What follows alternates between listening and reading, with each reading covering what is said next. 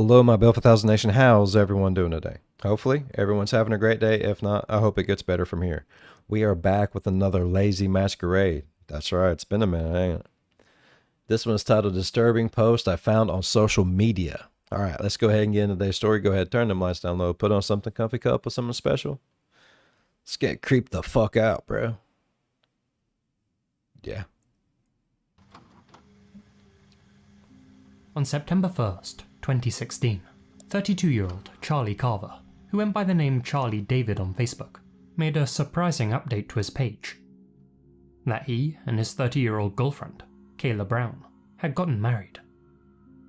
Now normally such news would be cause for celebration, but in this case, it was cause for concern. And not just because the couple hadn't told any of their relatives that they were engaged. You see, several days prior to this post being made, both Charlie and Kayla had been reported missing. Their families had been unable to contact them for quite some time, and Kayla's much-loved dog had been left unattended inside her home to fend for itself. Oh, hell no.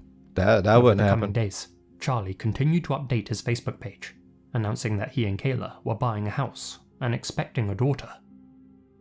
It goes without saying that friends and family members tried messaging Charlie, asking him where Kayla was and why neither of them were responding to calls or texts. Given the strange manner in which the account replied, it quickly became clear that the person behind the keyboard wasn't Charlie, but rather someone trying to impersonate him, all in an effort to persuade the couple's nearest and dearest that he and Kayla were alive and well. Oh shit. Where the hell is Kayla Brown? Kayla is with her husband, Charlie. Why can't she have any contact with us? And who is this? She does not want to. I don't believe that. I know Kayla. She's not just gonna run away from everyone. You or her should at least let someone know she's alive. The people that need to know that we are okay know that. Charlie, where are you? Are you okay? Is this even really you? Yes, I am fine. Is this really you? It was obvious to everyone who knew Charlie that someone else was making use of his account. Not only were these strange replies completely out of character, but evidently some of them had been written in the third person. Eerily, whoever was operating the Facebook account seemed to be leaving unsettling and taunting clues about what they had done with the couple, including the final lyrics to Hotel California. Last thing I remember, I was running for the door. I had to find the passage back to the place I was before. Relax, said the Nightman. We are programmed to receive. You can check out any time you like, but you can never leave. Suspicion immediately fell upon Charlie's estranged wife, Nicole Carver. At the time the couple disappeared, Charlie and Nicole were in the process of divorcing. Not only did she have a motive for making her husband and his new partner vanish, but she possibly had access to his social media accounts too. When one of the couple's friends inquired about the strange Facebook updates, the account responded, "Well, I keep my nose clean and out of it. And how do you know my hubby?" Concerned, Kayla and Charlie's relatives brought these posts to the attention of the authorities. After 2 months of searching for the missing couple, detectives were able to trace where their cell phones had last been used. This led them to a 100-acre South Carolina property, owned by successful real estate broker and serial slayer, Todd Colap, Holy who some of you shit. may know by a different moniker. The Amazon Review Killer. A man so depraved that he'd chain his victims up and then post reviews about the high-security padlocks he had used on Amazon. One of his earlier reviews, posted in 2015, even referenced the same Eagles song. Now my locks have locks. Place is Hotel California now. In a review for a small shovel, he had written, "Keep in car for when you have to hide the bodies, and you left the full-size shovel at home." In keeping with his modus operandi, law enforcement found Kayla Brown on Colap's property, chained up like a dog inside a shipping container. Worse for wear, but thankfully still alive. Thank God for She had that. been locked inside the container for the entire 2 months that she had been missing. During That's which time crazy. she had been repeatedly SA'd. Her situation seemed to line up with another review which Colep had left on Amazon. Solid locks. Have 5 of them on a shipping container. Won't stop them, but sure will slow them down until they're too old to care. As for Kayla's boyfriend, Charlie, his remains were discovered nearby. His life had been taken shortly after he had gone missing, though not before Colep could extract his Facebook login information. Unable to imitate Charlie's written voice as it were, he instead tried impersonating his estranged wife, Nicole. If he couldn't convince Charlie's followers that he and Kayla were still alive, he could at least frame Nicole for their disappearances. It came to light that on the day they vanished, both Charlie and Kayla had gone to Colep's property to do some gardening work. Kayla had done some cleaning work for Colep's real estate business, so she didn't have any reason to be suspicious of his motives. We had walked inside and got hedge clippers, and then walked back outside, Kayla later recalled. When Todd came back out, he had a gun in his hand. He fired 3 shots into Charlie's chest. He wrapped him up in a blue tarp, put him in the bucket of the tractor, locked me down here. I never saw Charlie again. Later, Colep led Kayla to an area full of pre-dug holes, and told her, "If you ever try to escape Kayla, you're going straight into one of those holes." Unfortunately, Charlie and Kayla hadn't been Colep's only victims. Further excavation of This Colep's is awful, bro. led to the discovery of 2 more bodies. Those of missing husband and wife, Johnny Coxey and Megan McCraw Coxey. Colep has since been convicted of 7 slayings, which he committed between 2003 and 2016. This included a quadruple homicide, in which he claimed 4 lives inside a motorcycle shop.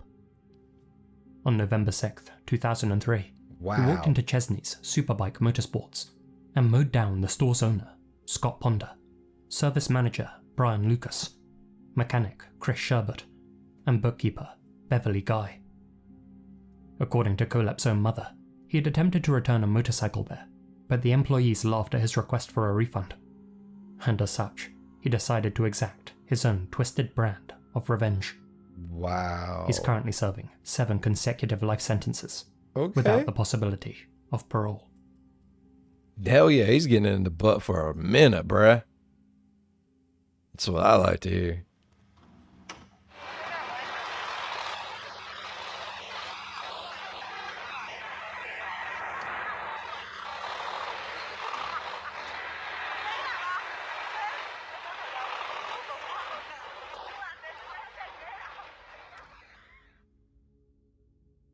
These days, it feels like a growing number of people are living their entire lives through social media, recording and sharing virtually every aspect of their existence, hungry It's for likes, ridiculous, but shares, yes. views, and ultimately, approval.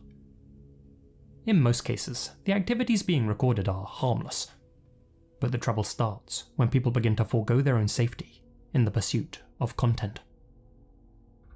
It was July 11th, 2017. The location? The Los Lazos Ranch in Mariscal Estegaribia, Paraguay.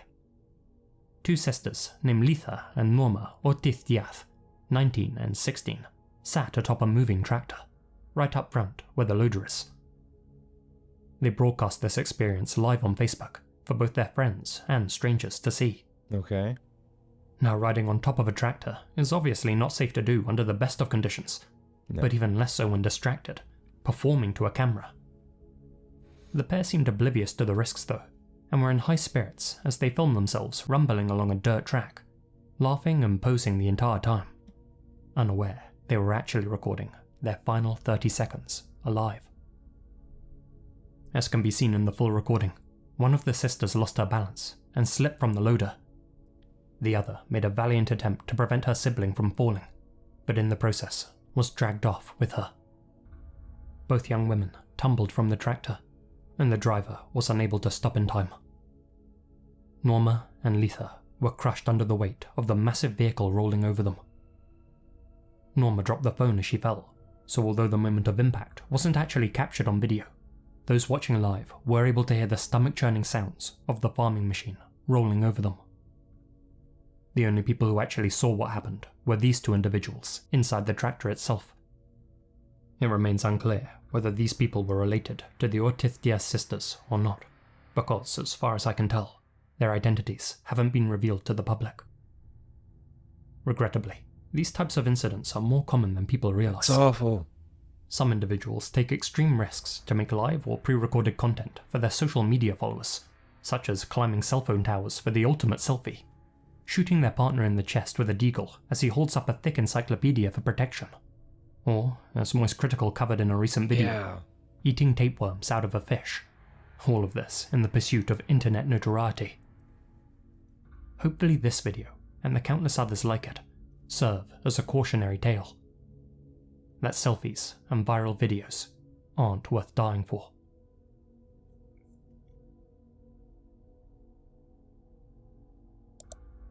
Take a look at this image.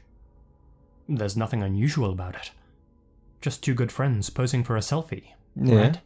that's what it looks like. Well, for one of them, it would prove to be the last photo they would ever appear in, alive. Brittany Gargle, 18, and Cheyenne Antoine, 21, had been the best of friends for 6 years. Cheyenne had grown up in a rough household and had gotten involved with a bad group of friends, but Brittany had helped to lift her up and keep her on the straight and narrow. By all accounts, they were thick as thieves, your typical young, fun-loving femmes with happy-go-lucky attitudes. On the evening of March 24th, 2015, the pair decided to go on a big night out in their home city of Saskatoon, Canada. Before setting off though, they took this picture together. Anyone else get the flashbacks to grown-ups too when they're at the water park and the really muscly dude comes up and he's got that weird ass voice? You ladies know Saskatchewan? I'm sorry. And uploaded it to Cheyenne's Facebook page.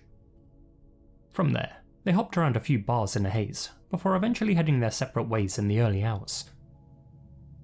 6 hours after this photo had been posted to Facebook though, the local authorities received a disturbing call. The lifeless body of a young female had been found in a ditch by the side of Valley Road on the southern outskirts of Saskatoon. A thick red mark around her throat indicated that she had been strangled. Resting beside her remains was the item used to snuff her out. A wide, webbed black belt with a large buckle. Unsure of who the victim was, detectives released details about 2 star tattoos on her hand and a lion-shaped tattoo on her shoulder. Shortly thereafter, they received a call from Cheyenne Antoine. Based on the tattoo descriptions, she feared they had just found her best friend, Brittany Gargle. She was right. When asked about what happened during their big night out, Cheyenne told detectives that she and Brittany had been bar hopping most of the night and had finally ended up at a place called the Colonial Pub and Grill. Her memory was, of course, hazy, but Cheyenne recalled seeing Brittany leave at around 4 AM with an unknown male. Initially, that story seemed to check out. Cheyenne was clearly in a distressed state, no doubt because she had just learned about her bestie's demise. Several hours after Brittany had been slain, but before she had been found, a concerned Cheyenne had also left a post on her Facebook wall, asking, "Where are you? Haven't heard from you. Hope you made it home safe."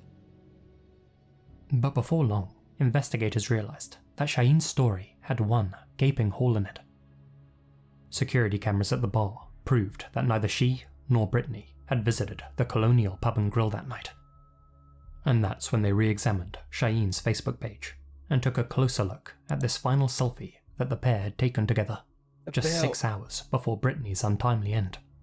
The belt. One eagle-eyed detective noticed a key detail. That belt that Cheyenne was wearing. It was We probably would have seen it sooner, but my big ass was in front of it. I am so sorry, people. identical to the one found resting beside Brittany's body. Despite that damning piece of evidence, it would take another 2 years for the authorities to arrest Cheyenne. She spent those next 24 months lying to them and leading them on a calculated goose chase. This included getting her uncle involved and telling him to play along with her new version of events. That on the fateful night Brittany perished, the two girls had actually gone to a motel with 2 unidentified black males. A fight broke out, and one of them ended up slaying Brittany. The men then forced Cheyenne to help dispose of her along Valley Road and told her to keep quiet or else. But that story would prove to be yet another fabrication, and no such men existed. The investigation finally came to an end when a key witness, one of Cheyenne's other friends, approached Brittany's parents with some crucial information. On the actual night of the incident, a drunk Cheyenne had come to the witness's home at around 4 or 5 a.m., in her words, acting hysterically. Cheyenne told the witness that she and Brittany had gotten into an argument, during which she had struck her and rendered her unconscious. The witness took a look inside Cheyenne's vehicle outside and noticed an unconscious woman slumped on the back seats. It was unclear whether she was breathing or not. Despite initially being too shaken to tell anyone what had happened, the witness's conscience later got the better of her, and she ended up spilling the beans. When told that she was being charged, Cheyenne stated that she didn't remember taking Brittany's life, or even what they had been arguing about at the time, but didn't actually deny that she was responsible. "She knows the family would like an explanation, a reason," said Cheyenne's lawyer, Lisa Watson. "But unfortunately, she can't provide that." As for Cheyenne herself, she later pled guilty to the lesser charge of manslaughter, professing to the court, "I'll never forgive myself. Nothing I say or do will ever bring her back. I am very, very sorry. It shouldn't have ever happened." Nope.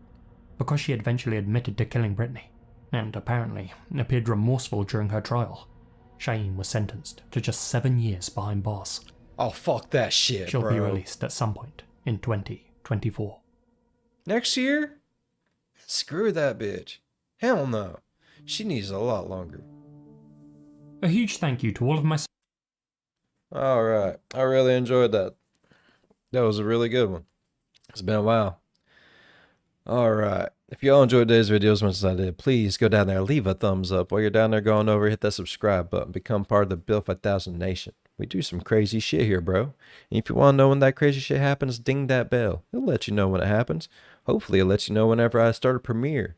And y'all can jump in on that live chat and shoot the shit with me. And if you really, really want to, go on down into the description, buried deep down underneath everything, all the way at the bottom, there's a link to my store. You can pick you up some amazing B5N merch. That's right. Become part of the Ignore My Nipple. Become part of the Bill 5000 Nation. Or don't ignore my nipple. It don't matter. It's a nice nipple. All right. As always, be good to one another. I'll see you in the next one. Bye-bye. That was a really good one. It's been a minute since I watched Lazy Masquerade. That was pretty good. I enjoyed it tremendously.